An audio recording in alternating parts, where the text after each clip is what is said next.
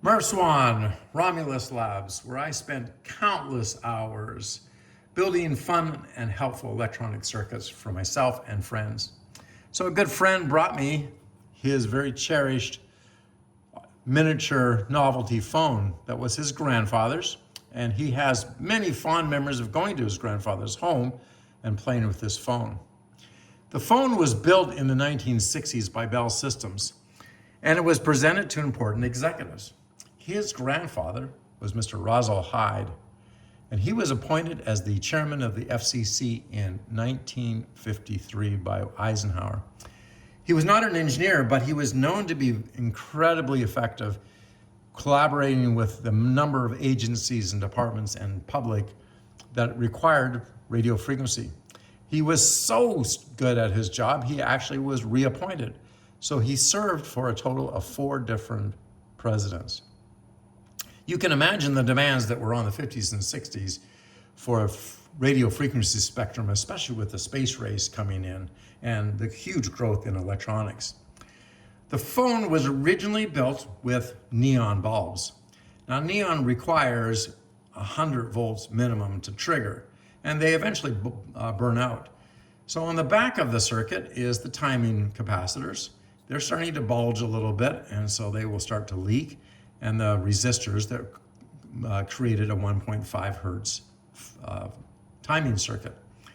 But the power supply, a 100 plus volt DC power supply, was no longer in the phone. We did take it apart though and found this metal plate, and you can see some mounting holes there, and there was some staining on it. We polished it up a little bit. And this plate would have held the power supply, we believe, and also protect the battery from corroding and going into the leaking out onto the desk. It also put a little description of the sequential circuit. Now back then, sequential circuits were a big deal. Not many people knew about them. You can see a little bit of staining that's on this card here, maybe from the corrosion.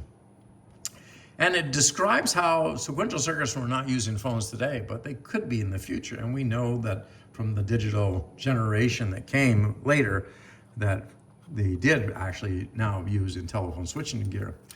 So we recreated the phone, and you can see kind of a round printed circuit board there. We mounted the LEDs on that, similar to the neon bulbs. There's a 4017 decade counter that resets after 5 pulses, a 1.5 hertz 555 timer, and then the capacitor and a tilt switch with the AA batteries. The tilt switch allows the phone to turn off. So the LED is going to run the batteries much longer, and the tilt switch will give it even more length. So it was quite an honor to be able to rebuild this phone and to restore it to its original operation. So if you like this video, please come back, and next video is going to be on this BoughRV fan here. It's power bank, light, and display. Excellent product, and I'm give you a very good review about its capacity and the run time and its charge time. It's a very good device.